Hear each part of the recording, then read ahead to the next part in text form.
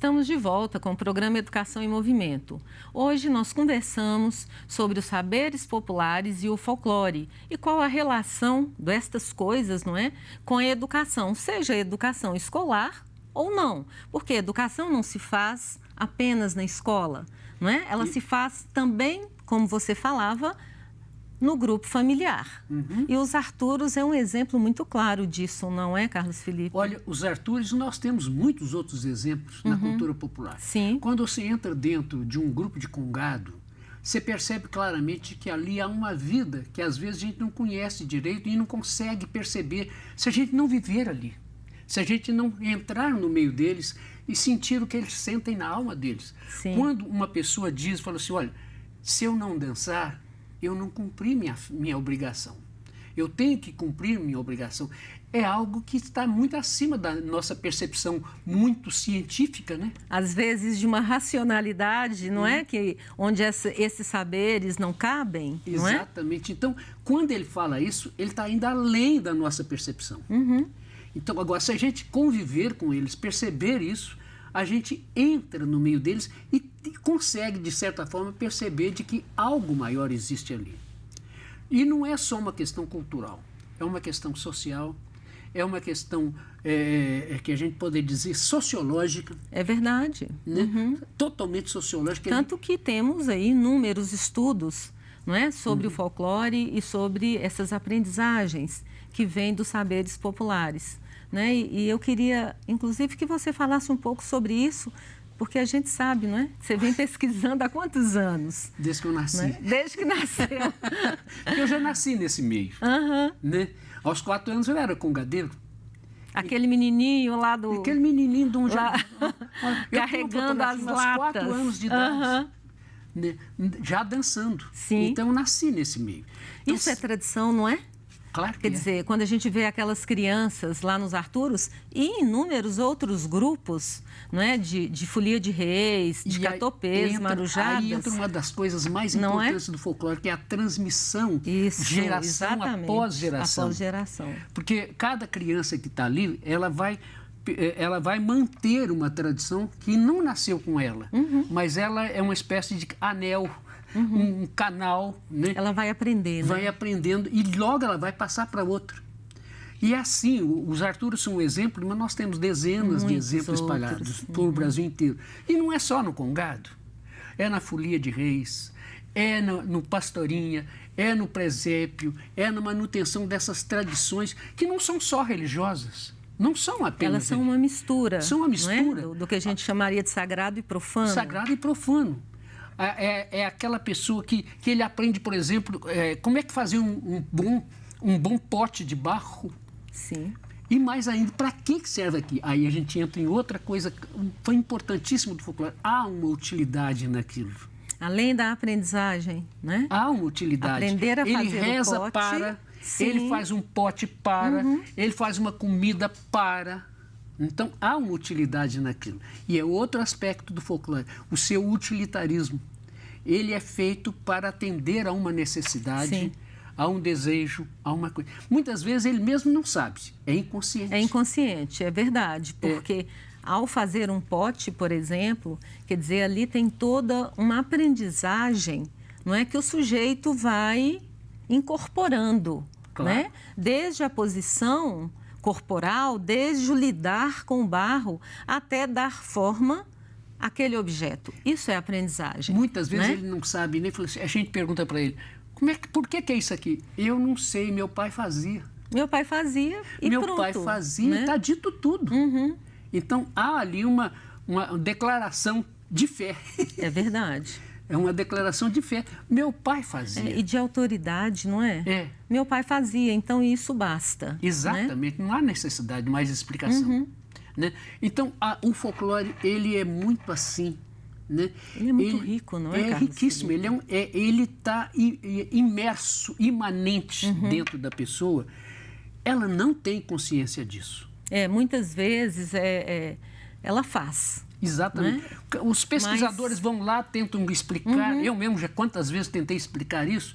Olha o caso dos Arturos, foi Edmilson, Anúbia, Romeu Sabará, que andaram pesquisando os Arturos. Né? eles fazem as explicações. Provavelmente tenha sido isso, etc.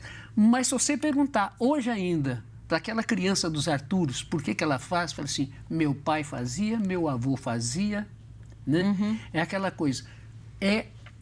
Vem lá de longe e vai subindo, vai crescendo.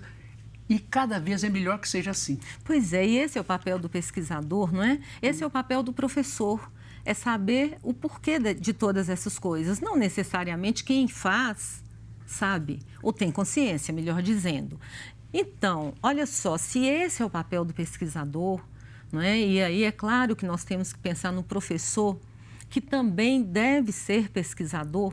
Como é que todas essas coisas, todos esses saberes e essa tradição, em geral, não entram em sala de aula, não entram na escola? É uma das coisas que mais dói na gente.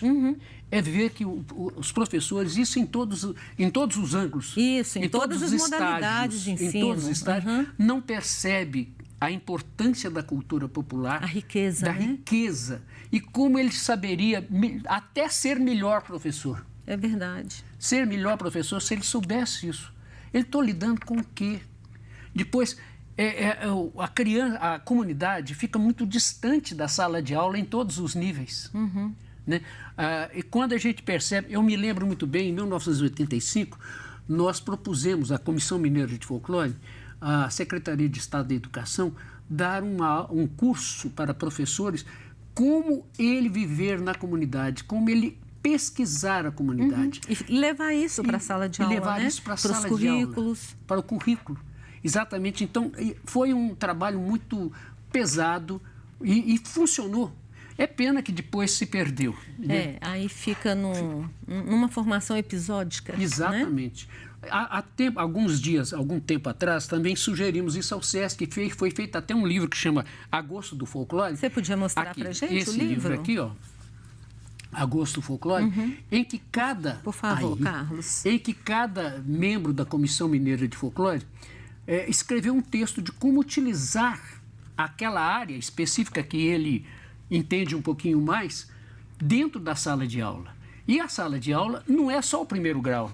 É verdade. Não é só o primeiro grau, até o ensino superior, todos os graus, né? de educação, né? E que mantém, né?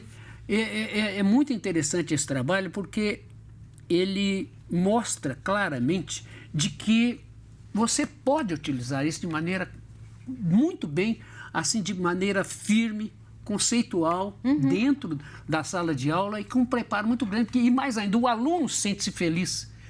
E a minha família tem importância, eu tenho importância, o que eu penso. Reconhecido, não é? Nestas situações em que a sua cultura, em que a sua tradição familiar, ela vai emergindo em sala de aula, e isso é de uma riqueza, como a gente falava, muito grande, porque as histórias são diferentes, portanto, não é? A cultura também é diversa. Olha, se a gente entendesse isso, eu digo muitas vezes isso, não como sendo doutor nem nada, mas se a gente entendesse melhor as comunidades, haveria menos distúrbios dentro da comunidade. Menos violência na escola, quem sabe, né? Menos violência nas escolas.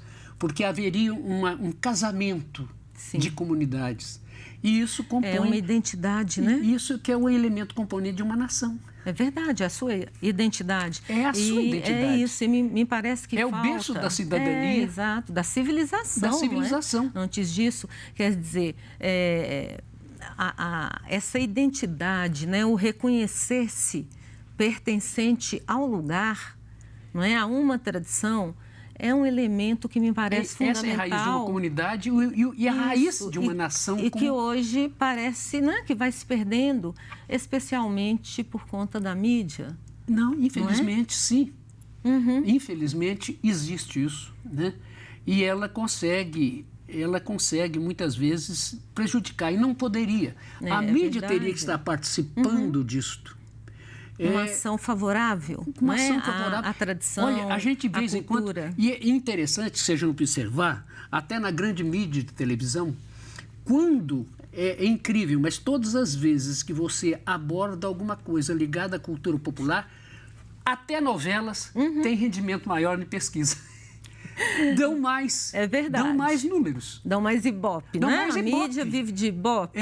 E dão mais ibope. É incrível, mas é verdade. eu acho que às vezes a própria mídia não percebe. Não se dá conta disso. Como é importante fazer isso. Né? Pois é, olha só, nós vamos continuar essa conversa que está muito boa, não é? No próximo bloco. E você não saia daí. Voltamos já já.